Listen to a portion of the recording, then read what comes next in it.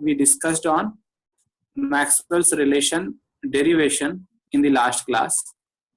At that time, I told you that we are going to use these Maxwell's relation for finding out some unknown property in some of the systems, in some thermodynamic systems.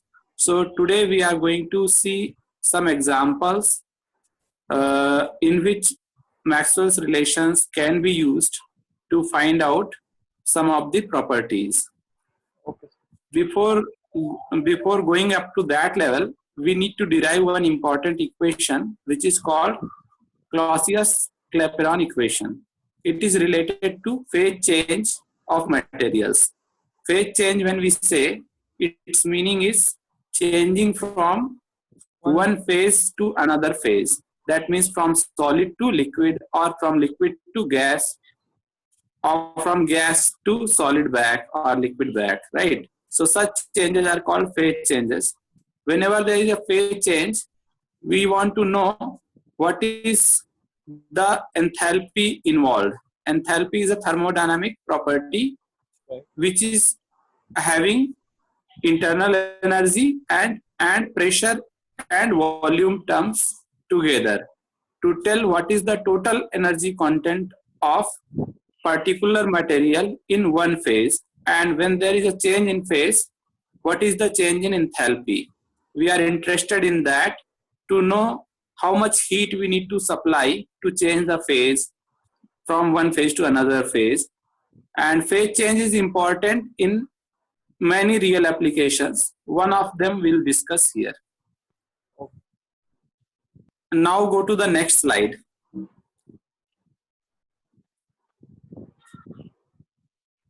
So that point which I discussed here is clearly mentioned in first paragraph, that some thermodynamic properties can be measured directly. Can anyone tell which property can be measured directly? Temperature, volume, pressure. Right, temperature and pressure we can measure directly by some of the equipments which are available in market, right? So, but there are many other properties, like we cannot measure enthalpy directly. So it is necessary to develop some relation between the equations, non-equations, or the group of equations that can tell us value of that property which we cannot measure directly in terms of those values which are measured directly. Okay, so we want to know the value of a property which cannot be measured directly in terms of other properties which are measurable. I hope this point is clear. Yes. So now the derivation of new equation is based on the fact that properties or thermodynamic properties are point functions. When we say point functions, that means we can differentiate them completely, or we can create exact differentials of those properties, which we discussed in the last class. What is the meaning of exact differentiation? That is described by first equation in this slide, which we also discussed in the last class. I hope you remember this. Yes, sir. So here it is just same mathematical treatment. We have assumed that one mathematical function z is equal to z, which is a function of x and y. Now exact differentiation of z can be written as del z upon del x. Yes, where we have taken del z upon del x as m and del z upon del y as n. Right. Now go to the next slide.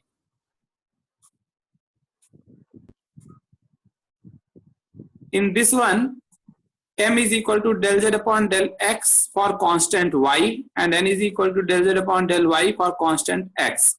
Now second derivative of m and n with respect to the parameter which was constant here will give us del square z upon del x del y, and for n it is del square z upon del y del x. Now we can compare the right hand side, and we can write, because right hand sides are equal, so we can write del m upon del y is equal to del n upon del x, right? So this is the mathematical treatment which we used to derive 4 different Maxwell's relation in the last class. Right. It is just a revision of that. Okay. Yes, sir. Now, for deriving for Maxwell's relation, we have used Gibbs equations. These equations are called Gibbs equations. The first two are written here, which are about internal energy and enthalpy. Now, go to the next slide.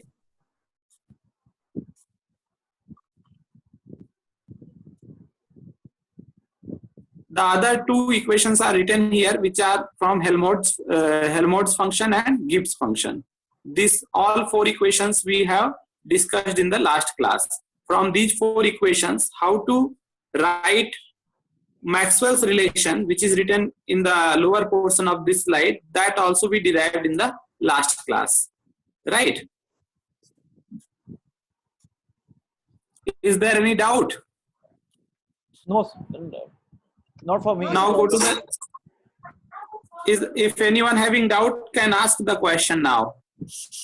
I think we have already discussed all these derivations in the last class. Yes, sir. Now go to the next slide.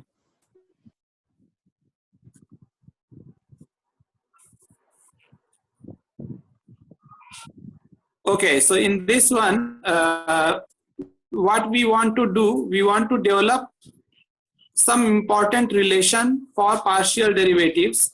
This important relation was also listed there in the previous slides. Only thing is, it is derived here, which you already studied under maybe mathematical physics, or if you are not studied, the derivation is very simple from exact differentiation of x, y, and z.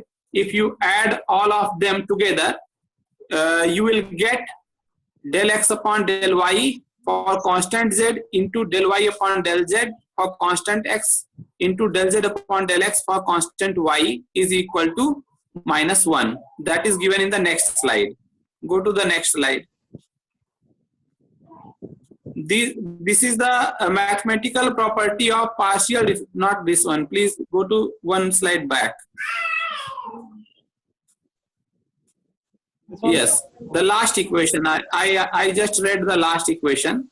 You can see effectively del x upon del y for constant z into del y upon del z for constant x and del z upon del x for constant y is equal to -1. So this is a mathematical property of partial differentiations. It is not directly related to the thermodynamics, but sometimes this property may be used for some derivation. Whatever we are going to derive today, there it will not be used. But because we have discussed about partial derivatives, so this part is given in these slides. You should know this. Okay. Now go to the next slide.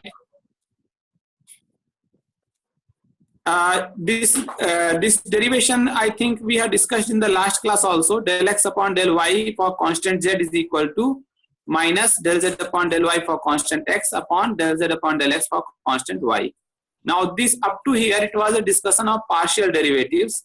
Beyond this, actual derivation of Clapeyron equation will start, which is the topic of today. Now, Clapeyron equation, what is its use? It is used for determination of enthalpy change, which is associated with the phase change. So now when we say F in suffix, that means fluid. F-L-U-I-D, fluid. Okay.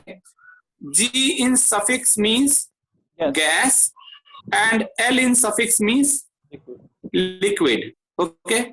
So when we say enthalpy change associated with a phase change, that is written by HFG. That means what?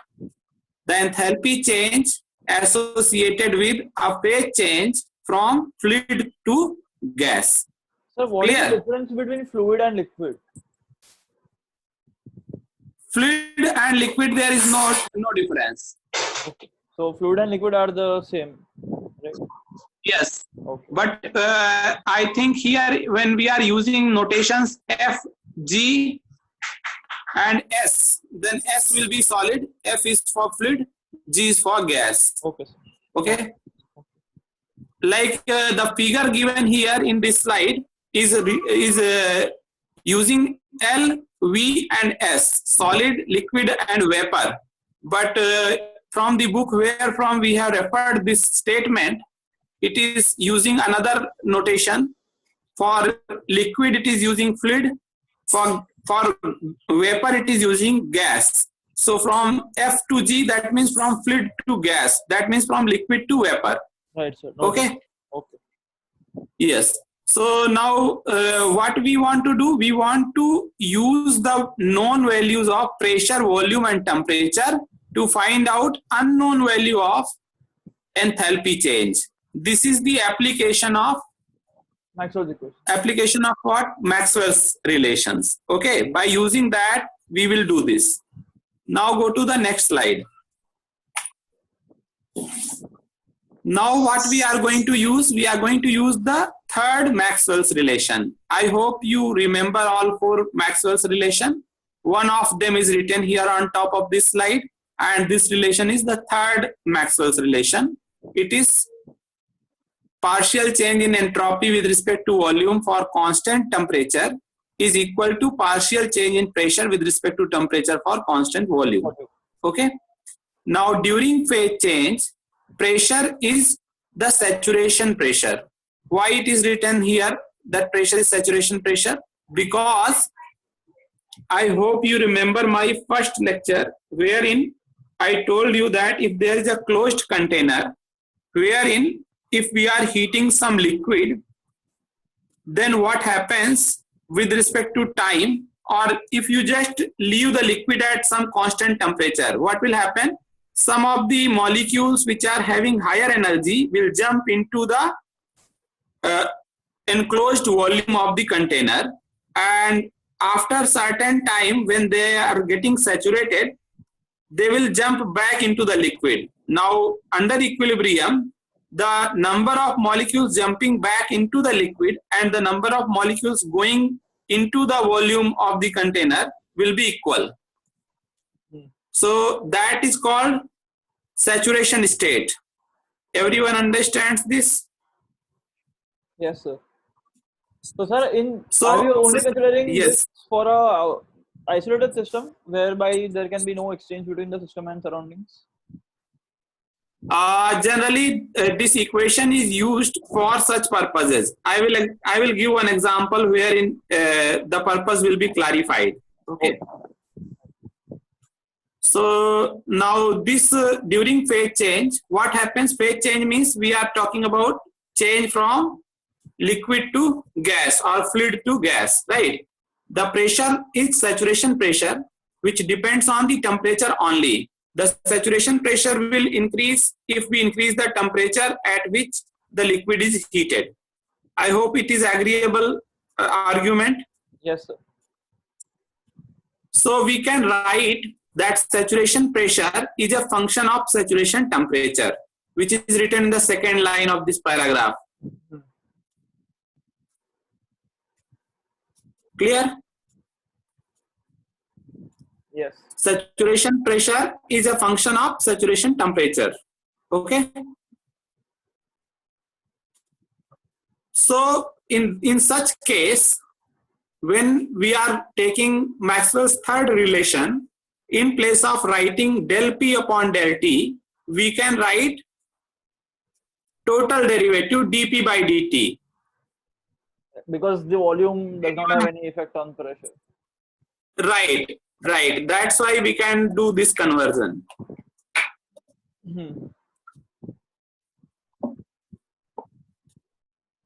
Any questions? No, sir. Okay. Now if we write dP by dt, that SAT is written in the fourth line, the first term. Yeah, that is saturation. SAT must be in suffix. It is not written in suffix, but it should be taken in suffix. I hope you will understand that, right? Yes, sir. Now this dP by dt is actually the slope of saturation curve on a PT diagram. How PT diagram will be obtained for any experiment? We can always note down the values. How? By changing the temperature. how pressure is changing. So the known values are pressure and temperature. We can create a diagram. We can take slope of that curve, which will be giving us dp by dt. So dp by dt will be known from the experiment. Now this slope is independent of specific volume and it can be treated as a constant during the integration of third Maxwell's relation between two saturation states. So integration of third Maxwell's relation is done in the next equation. You have taken dV on one side, only ds is left out on the left hand side. You are integrating from the one state to another state. That means from fluid state to gas state. Sir, I have a one question. Right. Sir, how did Tell curvy me. S and curvy V become dVs and dV? Because we have taken on one side that it is independent of volume. So on the other side, we have taken it as independent of temperature. Sir, but that is so not the case. No, temperature dependence is existing. Actually, pressure and temperature are dependent, and on the other side, entropy and volume are dependent. For that side, temperature was constant, right? Yes. That was the Maxwell's third relation. I think there is no question about the Maxwell's third relation right now. Okay. Because it was a constant temperature, we have taken that as a complete derivative also. So we have written it as ds by dv. Right. That is what I am explaining. I hope it is clear. I also have a question. Yes, what is your question? Sir, what is saturation state? I mean, how it is defined? Saturation state, I just reminded you about one situation. Yes. I think if you can open if you are having all the slides in front of you, can you open my first lecture slide? Yes.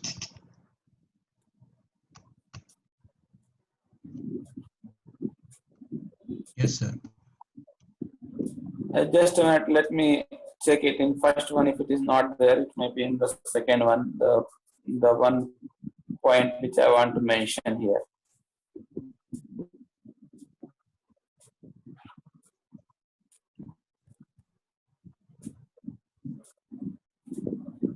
That figure is not there in that slide actually, which I was referring, but I think I have showed you in the class. What I am saying, you can assume one closed container. Yes. Inside that, keep the container filled with water, half filled. Okay. Yes. Now, if you are keeping this complete container at 50 degrees Celsius,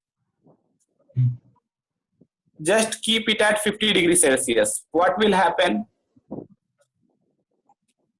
will be at constant temperature.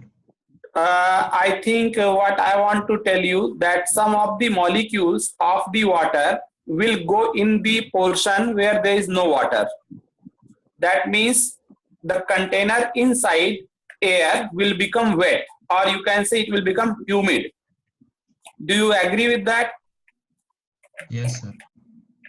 Okay, so it is becoming wet or humid because some of the molecules are jumping from the water into the volume where there is no water. Yes. Now, if it is kept like that at 50 degrees Celsius, the number of molecules in the air or vacant portion will keep on increasing till some extent. After that, what will happen? These molecules will join together to make a small droplet of water and will go back into the water again. Okay. Now, from the water, few molecules which are having higher energy, they will again jump into the atmosphere and they will become water and go back again. This system will become under equilibrium. Yes, sir. Or you can say under saturation state. I think the state of saturation is clear. Yes, sir. Okay. Is there any other question? So, sir, F and G, the two limits that we are going to integrate between, they are right. matlab F stands for the fluid phase and G stands for gaseous phase. Right, and both will have different entropies. So it is the difference of entropy. Entropy of gas phase minus entropy of fluid phase is equal to dP upon dt into the difference in volume. Yes. I hope this equation is now clear. Yes. So the difference in volume means the volume change during the phase change, right? Correct. Okay, so is the sign important in this, because here we are considering a phase change from liquid to vapor. So if we From phase change yes, from phase vapor to liquid to liquid, vapor, right. then can we use the same equation? Both sides sign will change then, right? Yeah. Then it will have no value. When you change the limits, automatically signs will get reversed. So value. Yeah, exactly. Right. Right. Fine. Got it. Okay, so now please go to the next slide. Now in this slide, what we have done, we have written an equation which we derived by combining first and second law. The first equation, do you remember this equation? Yes. Don't consider the arrow and zero, just read that first equation. dH is equal to TdP, right? Now the condition here is, during phase change process, the pressure remains constant. If pressure remains constant, which term should be zero? VdP. VdP must be zero, but by mistake arrow has shifted on ds. Don't consider it there. Okay.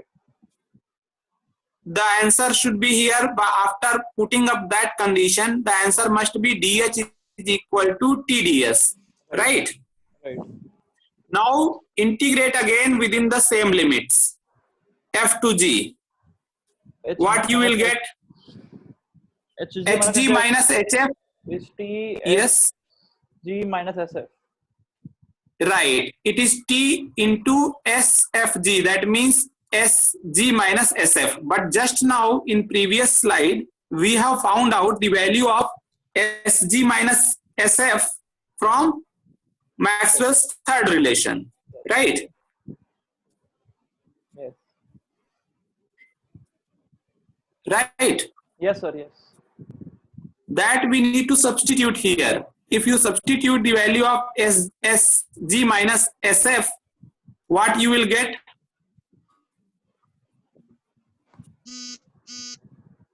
Now your energy.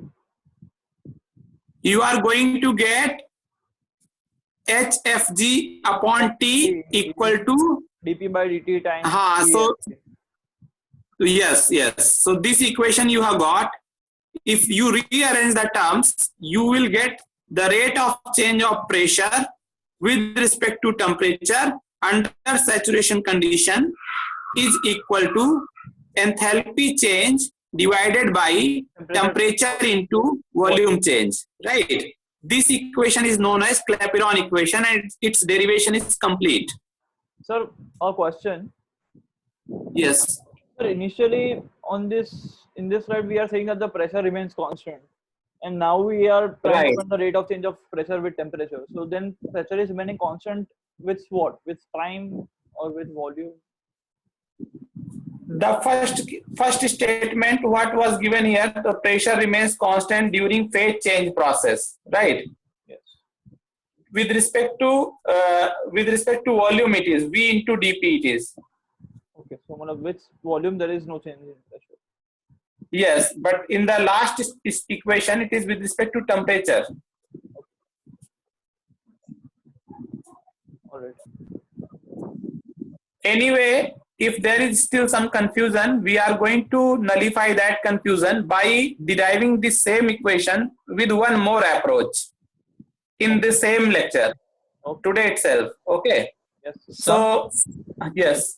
Sir, so are we basically just getting an expression for pressure gradient with respect to temperature? No, what we are trying to do yes. Shlok, see, the thing is, we can measure quantities like pressure, temperature, and volume of a thermodynamic system from instruments like barometer or thermometer. but quantities like enthalpy, entropy, etc., they cannot be directly measured, right? So we are trying to derive a relation between these indirect quantities and the direct quantities so as to be able to calculate their values more easily. Acha. That is what my understanding. Am I right, sir? Yes, Okay. that is right what he's saying. Also, we will see what is its practical use. I will give you some examples which are generally taught in higher classes. That example I have included in this lecture so that you can understand what is its practical implication. Okay. Okay, sir. Got it. Okay, so let us go to the next slide. This is one numerical example to tell you how to use this equation. It is not related to the example which I was talking about, just how to use this equation. For that, there are standard thermodynamic tables which are available in market and library. From those tables, we can get some of the data which is used here. And the question given here is using only PVT data, that means pressure, volume, temperature data. Estimate the enthalpy of vaporization of water at 45 degrees Celsius. This is what Sanhit was telling you, that we want to find out the value of unknown parameters like enthalpy from the known parameters which we can directly measure. So for that, this example is given. Now we have written here the Clapeyron equation. Now in this equation, what and all we need to check from the table which is already published, the value of VFG for water. Yes. So value of VFG for water, that means agar or if your water is in fluid state at 45 degrees Celsius, what is its volume? If it is in Gaseous state. gaseous state, what is its volume? The same amount of water. That difference can be calculated by referring the table A4, and the difference comes to be 15.250 meter cube per kilogram. Sir, before you go on, I have one thing. So because this is the free version of Zoom, there's a 40-minute time limit. So after 40 minutes, we will have to again restart this meeting. Okay, no problem. You can restart. There is any problem there? No, sir, after 40 minutes. We still have 10 minutes remaining. After 10 minutes, I'll restart it. But so for some time, we'll be... Fine. No problem. I will reconnect. If you are restarting, do I need to reconnect? Yes, sir, yes. All of us will need to reconnect. Okay. Then I will do that. Don't worry. Huh? Thank you for telling at this time. Okay, so now this VFG is 15.250 meter cube per kilogram. Now substituting this VFG in Clapeyron equation, what we'll get?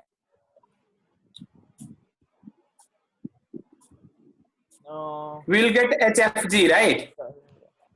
But one more parameter is unknown, that is dP by dt. Yeah, saturation So pressure can be right. So dP by dt also need to be calculated from the given table. For doing this, the known values are given at certain temperatures. So like if it is 45 degree and we want to know dP, we'll take plus minus 5 degree values. So P at 50 degree and P at 40 degree, the difference will be dP. And in denominator dt, that is 50 minus 40. If you are taking closer values, the difference will be smaller. I think you understand that. Yes. Okay. Right. So now we got dP by dt, we got VFG. And for at 45 degrees Celsius, that means we already know the temperature. Substituting all the values, go to the next slide. We can get the value of enthalpy change. And actual experimental value of enthalpy change is 2394 kilojoule per kilogram. From Clapeyron equation, we get it 2371.1 kilojoule per kilogram, which means that Clapeyron equation is working up to good approximation. Right? Okay, so that was one example to show you the use of Clapeyron equation by using known data of pressure, volume and temperature. Now there is one extreme condition. You can say there are certain extreme conditions under which the equations get modified, right? So what is the extreme condition here? under this equation was known as Clapeyron equation till now, whatever we discussed. There is one modification for extreme condition, then it becomes Clausius-Clapeyron equation. So what is that extreme condition? For liquid vapor and solid vapor phase change process at low pressure, the approximation can be obtained by treating vapor phase as an ideal gas and neglecting the specific volume of saturated liquid or solid phase. That means at low pressure, we can assume that volume of fluid will be very small compared to volume of the gas, right? So under this approximation, VFG, that means the difference in volumes, can be approximated as volume of the gas, right? And for ideal case, ideal gas law can be applied. What is that ideal gas law? PV is equal to RT. So VG will become RT upon P. Now substitute this VG in the Clapeyron equation. Go to the next slide. Yes. Yes. Actually, I'm not understanding that. Are you considering it with respect to temperature or pressure? As in, the liquid phase will have less volume with respect to low temperature or low pressure? Low pressure. It is for low pressure. But we are considering that pressure is constant with respect to volume. So we are considering a new case.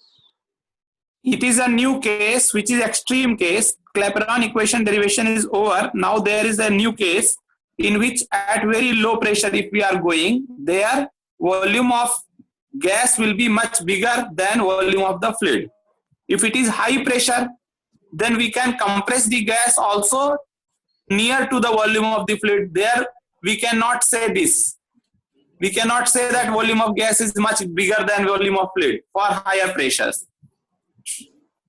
Okay. Clear? Sir, one doubt. Yes. The expression we have reduced VG is RT by P. Shouldn't it be nRT by P, because like this is just for 1 mole of gas, right?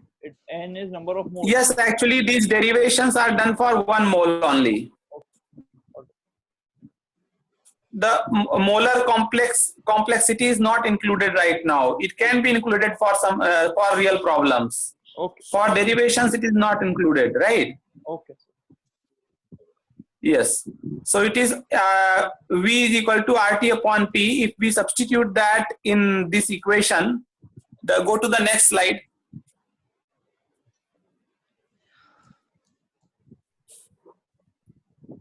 I hope you understand that the equation written here, the first equation, is just Clapeyron equation which we derived in the previous slide, right? Now in place of VFG, we are writing RT upon P. So equation gets modified. It becomes P into HFG upon RT square. Yes. Now if you rearrange the terms, what you can write? dP upon P on one side and dt upon T square on another side. Okay. So the pressure term is on one side and temperature term is on other side. Now you integrate it, you will get log a new equation. That is ln P2 upon T1 under saturation condition will be equal to HFG upon gas constant R into T2 minus T2 minus T1 upon T1 T2. Can you integrate it and get this expression? Yes, sir, it is. I think it is not difficult because it is just 1 upon x square dx. Yeah. Right. So you will get this expression. Only thing is, in place of P2 and P1 or 2 and 1, you may have to write F and G. Right. Yes. Clear? Yes, sir. This equation is known as Clausius-Clapeyron equation. Okay. Now go to the next slide.